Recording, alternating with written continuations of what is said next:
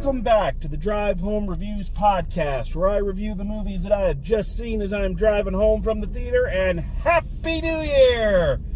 It is wonderful to be back. I hope everyone had an outstanding holiday season and a wonderful new year.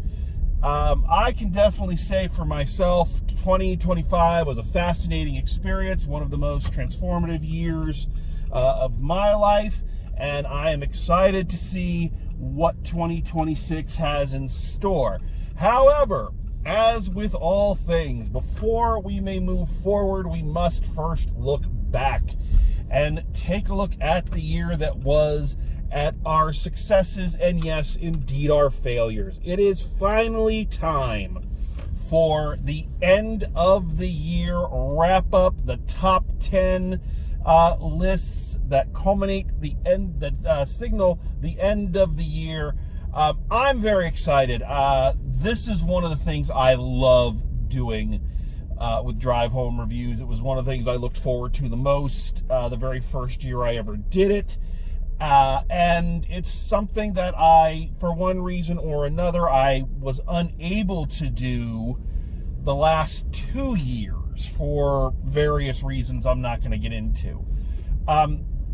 So I am very excited to look back at the 75 movies that I got to review this year and start to ask what was the very best of them, and indeed what was the very worst. Yes, we are going to start off with the worst list and work our way up to the best.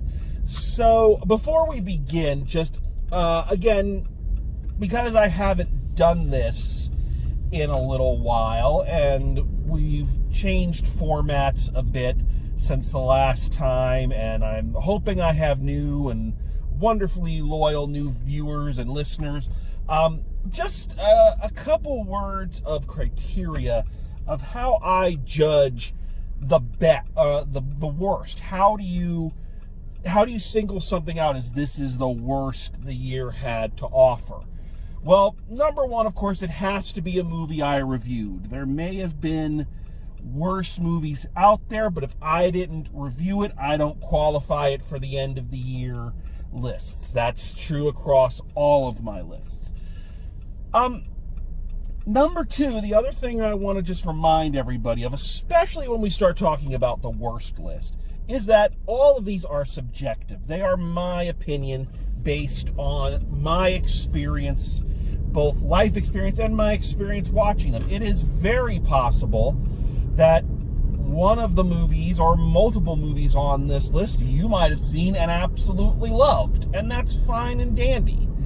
You know, I'm only speaking from my experience and how I felt watching them. If you watched them and got something out of them, then fantastic. I'm happy about that. You should, we should have different opinions. I welcome that, and I encourage people, go make your own lists. What are your thoughts? I am not an authority on anything. I'm one guy, saying his opinions, and, I'd love to know what someone else's thoughts are. But, so please be respectful in any comments you might make,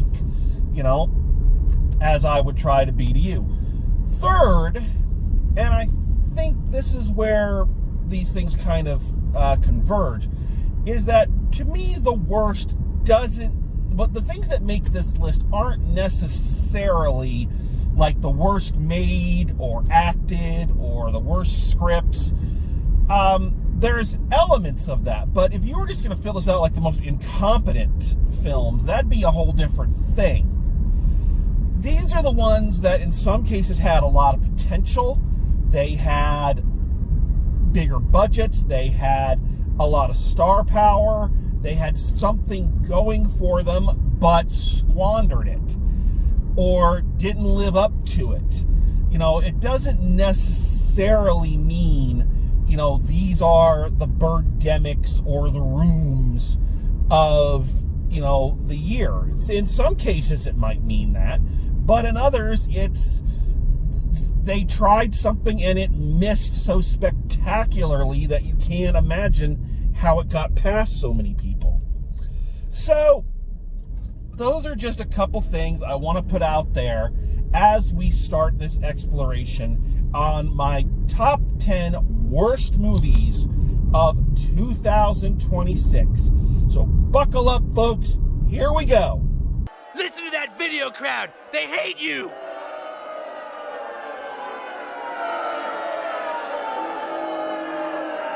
Who is responsible for this? I demand that you show yourself. Who are you? Huh? This is the worst movie ever made. Attention, LA street gangs. Why kill each other when there are more deserving movie executives just miles from your home? Their addresses are... Viewer advisory. The rest of this review contains incitements to violence, foul language, rubber novelty poop, and brief nudity. Number 10, War of the Worlds. This one, like, immediately became the internet's favorite new punching bag. But in that way that films of this nature tend to garner a sort of cult following. You got the feeling watching it and watching the subsequent mass amount of reviews that came out after it, that this was one of those movies that, while yes, everybody talks about how bad it is, you could just see that all of the online creators were so thankful for it, because they are going to mine material from this for a very long time. It's going to be one of those movies. And yeah, it's bad. It is incredibly ridiculous. I just saw a thing, it's up for a lot of Razzies. Yeah. But you know, this one is at the bottom. My list goes from like the least worst to the most worst. That's great English. But it's at the bottom because, well, yeah, it's terribly written. It's terribly acted. It's ridiculous and shameless in its product placement. You know, Wayne and Garth pimping stuff in Wayne's World was less overt than this. But yet, I can't seem to get mad at it. I can't work up a lot of rage for this film because, I don't know, it feels more like a student film. And when you learn that, I believe it was actually in production during quarantine, so the fact that they were trying to do something in a situation where they couldn't get everybody in a room, and they were trying to do something with the limitations they had, you know, the film comes off more as a, oh, honey, than it does of anything that can really generate a lot of long-term rage. Also, I do have to give it credit, as I said in the original review, that there are a few minutes in here that I thought were actually pretty decent, and if done better, could have actually led to an interesting take on the product. But all that nice stuff being said, yeah, this movie is abysmal and such a pimp job for Amazon. It made me wary of every other movie I watched on Amazon for fear that suddenly they were going to stop the action and start pimping their drone delivery service. You know, I thought that was going to happen when I was watching After the Hunt. So yeah, but I do want to introduce a brand new segment to the worst of list, and I'm trying this this year and seeing how it goes. But you know, I tend to believe, especially when giving negative criticism, that you should not complain unless you have a better idea. And so in the interest of that, for this year's list, I will introduce you to You Want to See This Done Right, where if you want to see the basic premise or themes or something of the movies I'm critiquing, you want to actually see them done better, here's some advice. So, you want to see this one done right? Well, then I suggest you go and find the original 1939 Mercury Theater on the Air radio broadcast by Orson Welles. It's still the pinnacle of War of the Worlds adaptations, and it's the one everyone since has been trying to either duplicate or get away from. So it's still the very best. go find it, turn down the lights, and take yourself back to the days of old-time radio. Trust me, it will make this movie feel even worse. Number 9. Oh, what fun. My question for this one is exactly what it was while I was watching it. When does the fun actually begin? And that's this movie's biggest flaw, is it cannot decide what side of the road it wants to be on. Is this supposed to be a farce where the characters do ridiculous things and they act over the top all the time and that everything kind of matches? Or is it actually trying to be a real meditation on family dynamics and taking one another for granted at a time when we should be appreciating each other more? The movie doesn't know, or it wants it both ways. And what you get is an unorganized mess that neither delights the audience or really makes them laugh. And on the contrary, all of the characters in this come off just awful, and you have no sympathy for anybody. And what is the point of a movie like this if you don't have sympathy for the characters or can't understand where they're coming from? The movie makes its blunder right off the bat, stating that, every movie is about fathers, which is true, but then it lists Home Alone, which is about a mother trying to get home. So the film itself doesn't really follow through with its own premise. So yeah, it's just another hateful, bad-natured, and unpleasant family can't stand each other during the holidays Christmas movie, which can be fun, but just can't quite make it over the hump if you can't decide where you're going with this.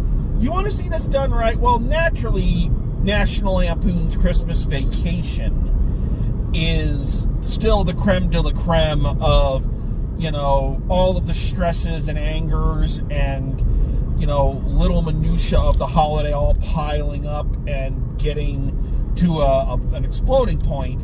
But you want to see one where as I've illustrated, characters going all the way with their negative traits actually works. Go watch the Blackadder's Christmas Carol.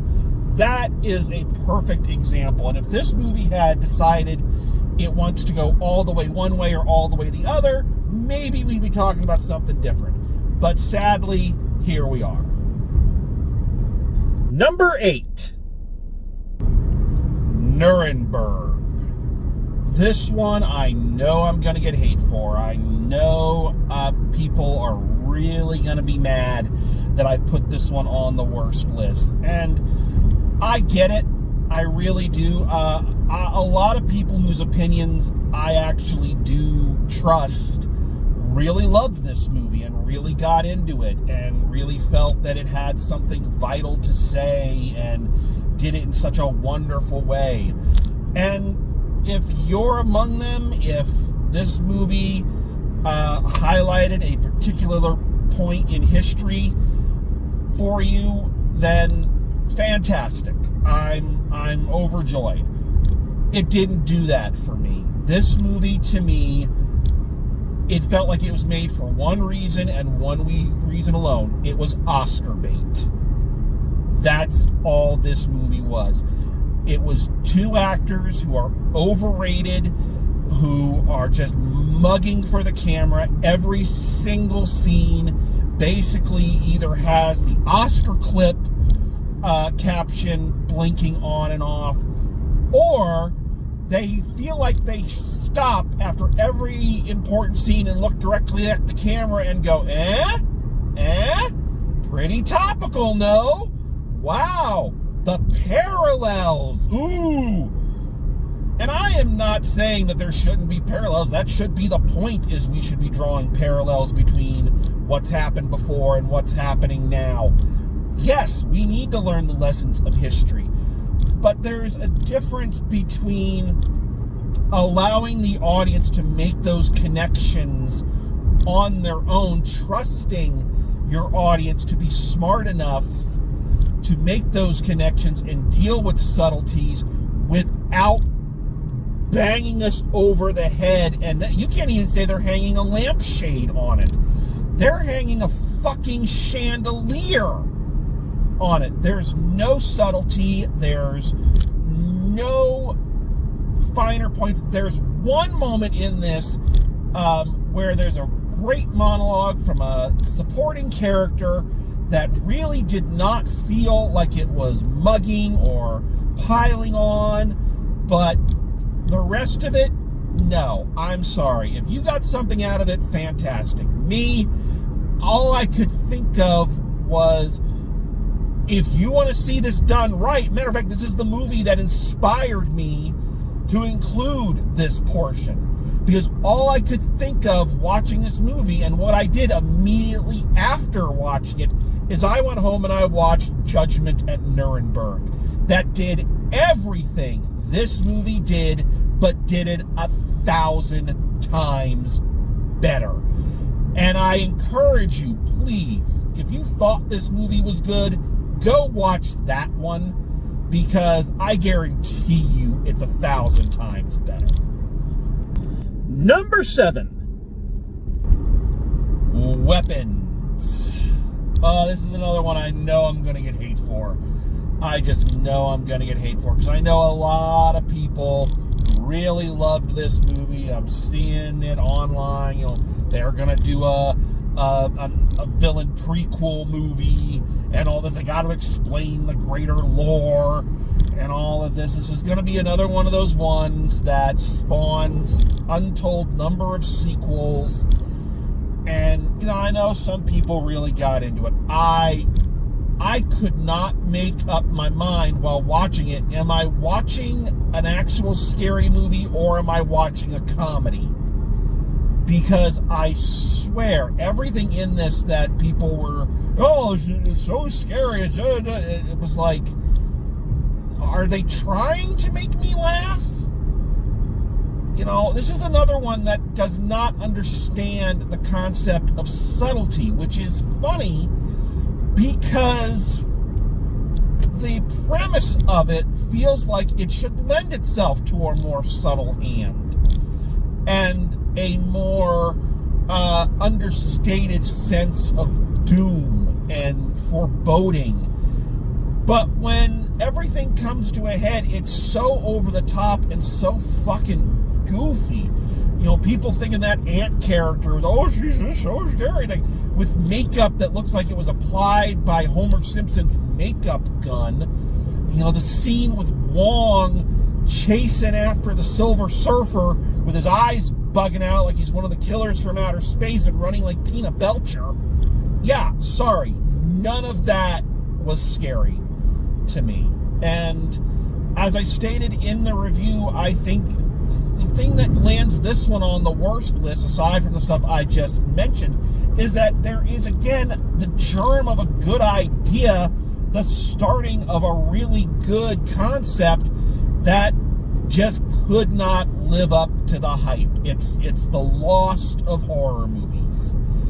And again, I know a lot of people loved it, and people are going to, you know, use this as ammo to say, I don't know what I'm talking about, and yada, yada, yada. Fine and dandy, but yeah, this one was ridiculous to me. Could not get over it. You want to see this done right, I mentioned it in the review, but go watch the Twilight Zone episode, The Monsters Are Due on Maple Street, because that's where I thought this movie was going. And it would have been much more interesting, I think, if they had gone in that direction. But they went in the direction they went, and there we are. Number 6. The Running Man.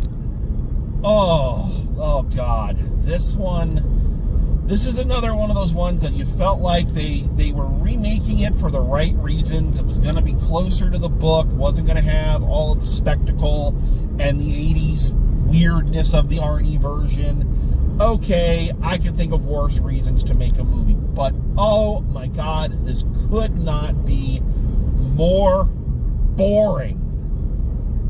this could not be more slow and meandering. And just like Nuremberg, it's another one that couldn't let the social commentary just kind of exist in the margins. You know, let us discover it for ourselves and make the parallels. No. This one, again, has to have a fucking sledgehammer and make sure it is beating you to death like Triple H trying to hold on to the world heavyweight title. And maybe I would have been okay with that if what we were watching was in any way more interesting. But this has got to be one of the laziest directed movies. And it comes from the guy who directed Last Night in Soho. A movie that was brilliant and amazing in its direction. And this is what you've got? Really? I hated this movie while I was watching it. Once I discovered Edgar Wright directed it, and it crushed me. I was just, it's like, I understand, so everybody has a bad day at the office. Everyone, every great actor, great director makes a bomb here and there, but, oh my God, there's no excuse for the amateur level directing of this movie. It just, you want to see this done right, you want to go check out my best of list shortly, and check out the other Stephen King adaptation that came out this year, The Long Walk. Everything this movie does wrong, that movie does right. Number 5, Materialists. I gotta call it, guys. I've gotta call it. I don't like doing this. I don't like being that guy. I work in the theater. I've been an actor. I know it's hard. I know that it is a difficult life. And I know that, even in the worst of times, the effort and the personal cost, I get it. I really, really do. So I hate making declarations like this. But I think it's time just to admit that Dakota Johnson is a terrible actor. She is just poison. She's awful.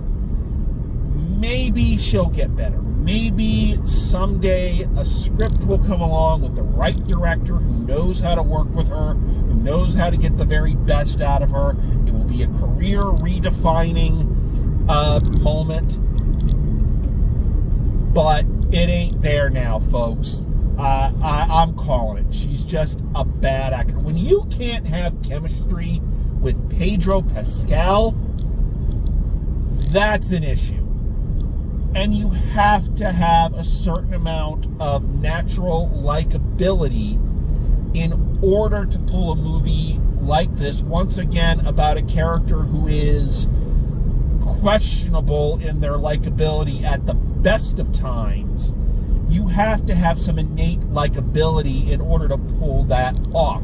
And she does not have it. She has that same clocked out, deer in the headlights, vaguely awake, sleepwalking through every scene that she has had in every other frickin' movie I've ever seen her in. This thing was an abomination. You want to see this done right?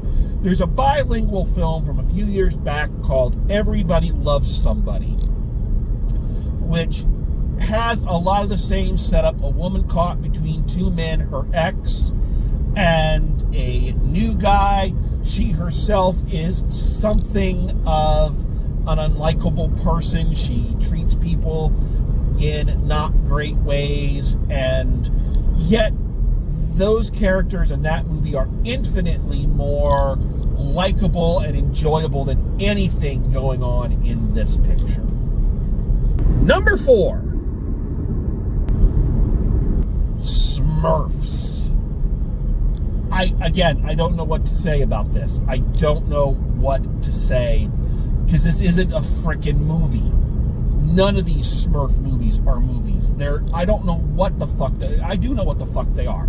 They are a cash grab attempt at a Gen X IP that has, for some reason, taken on the latest pop culture trend of getting fading pop stars to voice Smurfette. And that is literally the only reason this movie exists.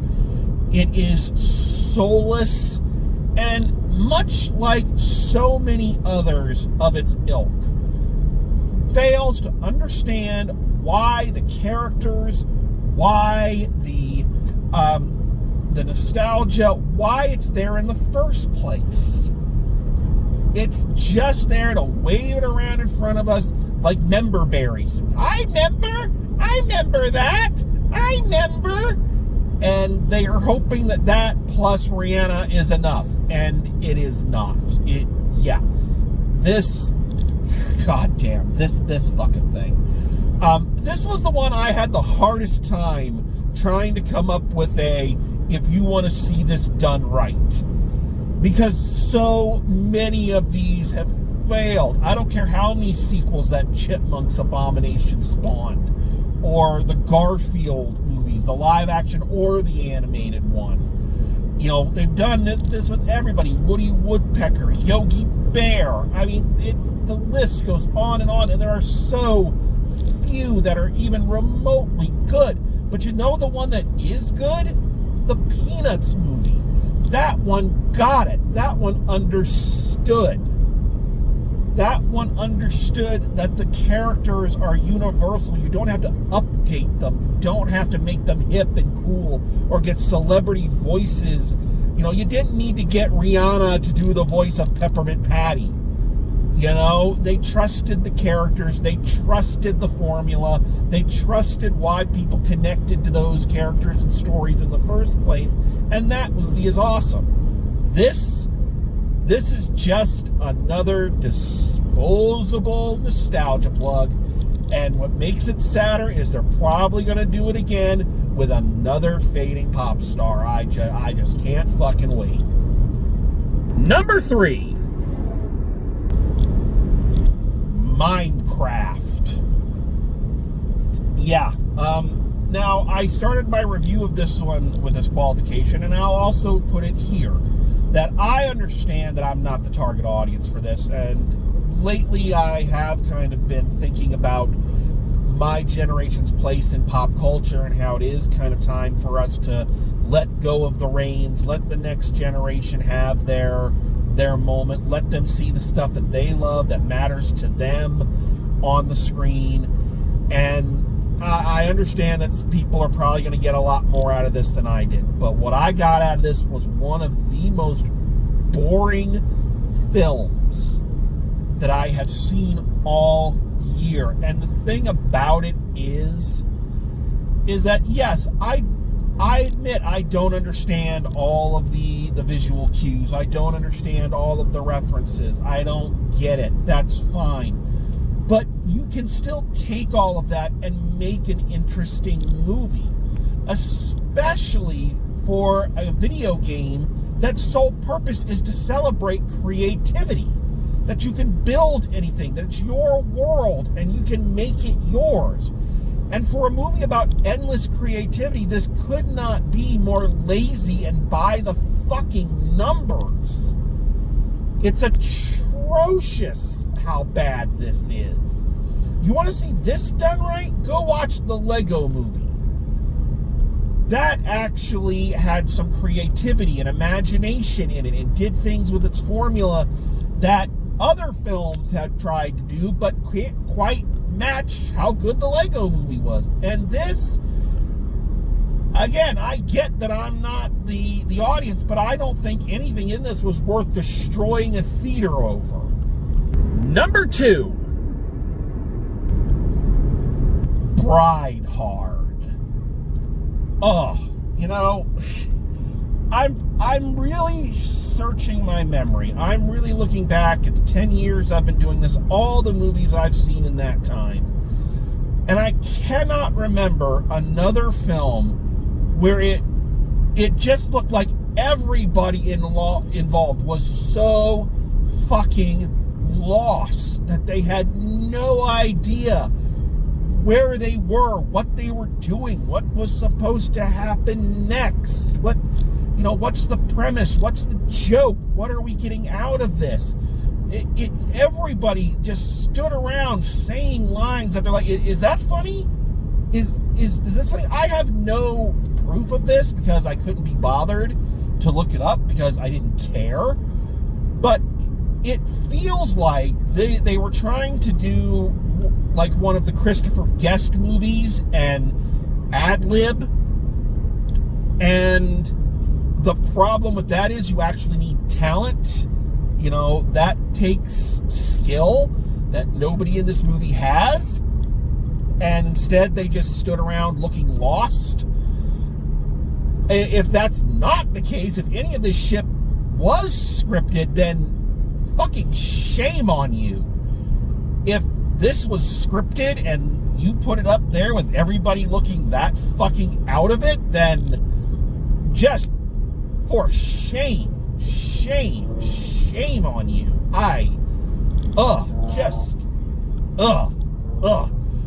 This was another one that was really hard to come up with if you want to see this done right. This was very difficult to come up with this one, but I finally did find one. If you want to see a film like this done right, there was a movie, I think it was an Amazon exclusive. It was either Amazon or Netflix. A year or two back with Jennifer Lopez called Shotgun Wedding, where terrorists invade a destination wedding, and the bride and groom have to fight them. And that's not even that great of a movie, but it's a million times better and more charming and has more fun with its premise than this. Yeah, so you guys say that's not even that great of a movie, but I'd still recommend it 1,000 times over this one. And the worst movie of 2026 is... And for the first time in the history of the top 10 worst movie lists of the year, we have a tie. And this year, the dishonor goes to Juliet and Romeo and Section 31. Yeah, I just realized this was something else I should have put in the criteria at the front of the video. That, yes, my lists involve ties. I do this all the time. I think every freaking list I've ever done has had a tie in it at some point in time. I do this when I feel like movies share the same qualities, be they good or, in this case, inexplicably horrendous. And trying to decide between them is simply a matter of splitting hairs. I also do this, I cite the rule of it's my show, it's my podcast, I make the rules, I do what I want, don't like it, go do your own. But that is the case with both of these movies. Both of these movies are horrendous and sent me into rage-filled reviews.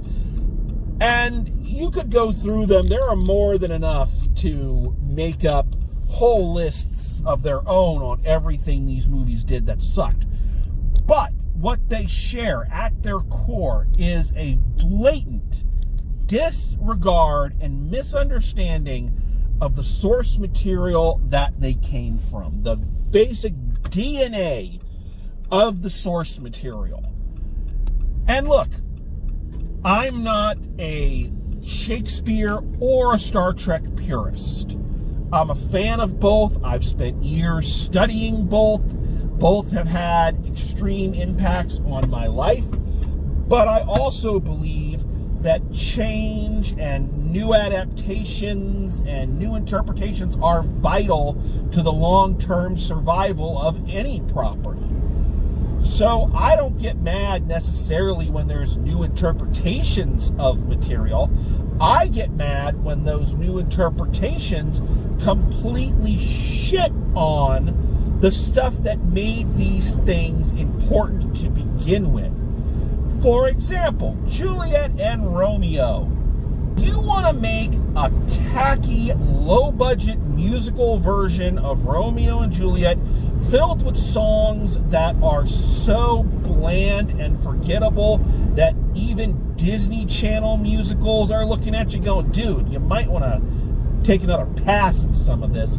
Then fine and dandy, no skin off my nose. But when you twist and turn the source materials to give it a fucking happy ending, it just shows that you don't understand why this story is important and why it's tragic and why the tragedy is the point. It's called The Tragedy of Romeo and Juliet. It's not supposed to have a happy ending. And if you can't understand why it's not supposed to have a happy ending, then you don't get what the fuck it is you're making a new adaptation of. You want to see this one done right? Then go check out literally any fucking high school in the country currently doing a production of this. I guarantee you they have a better grasp of the importance of this film or of this story than this movie did. And yeah, I mean, I even get the idea of wanting to take it to a new place and make it into a Greatest Showman type of musical. I can see that working. You know, do you want to see it work? Why don't you go watch a little fucking movie called West Side fucking Story? And Section 31 is no better. And again, I am a longtime Star Trek fan. I am a proud Trekkie. And I pride myself on being a fan that says not every show in the series is going to be for you. Everybody has their favorite. If I don't care for one, that's fine. For instance, I'm not a big fan of Discovery. I'm not a big fan of Enterprise. You know? But I don't look down on the people that do like those because there's value in them. This does not understand the point. It doesn't understand the point. For those, and I get this one is a little bit more esoteric, but as I explained in the review, Section 31, as it was introduced, is supposed to be an indictment on the idea that spies and spy work is this fun, exciting game like you see in things like James Bond movies, that there's all this action and adventure and romance, and it's all guilt-free and consequence-free. You just go and have amazing adventures and shoot up the bad guys and escape with a gorgeous babe. It was supposed to be a much more somber and realistic look at intelligence life and saying, no, that the people that are involved in it lead very difficult lives, that they have to make hard choices and do things that are morally questionable at best, reprehensible at worst. And that you can romanticize and fantasize about that life all you want, but the truth is it's a dark, ugly place that makes you compromise and question your morals. And from that, we get this fucking Suicide Squad, Guardians of the Galaxy knockoff. And I'm not even saying there's not a place for something like that in the Star Trek universe. It's a universe. There's plenty of areas of it that have not been explored. But you take something like Section 31 that was supposed to be teaching us a lesson and say, no, it's all fun and games. Look at the daffy, wacky characters. Then you fucking shit all over everything that it was trying to say. That's why I fucking hate these movies, and that is why they are the worst movies of 2026. Okay, wow, that felt good. That's why I like starting with the worst. Gets that nice cathartic cleanse going after the holidays and whatnot. So there you have it. There are my top 10 worst movies of the year. Agree, disagree, up to you. If you love these movies, great. If you hate them, welcome to the club. But now that we have that out of the way, we can move on and start discussing the more positive aspects of the year. But I'm a little different than other critics, and I'm a little different from other end-of-the-year wrap-ups. I don't jump right to the main event and talk about the best, because I believe, as in most things in life, there is a middle ground, and we should explore that. So when next we meet, we will talk about my top 10 films of 2026. Thanks for joining me. We'll see you then, and as always, drive safe, and I will see you at the movies.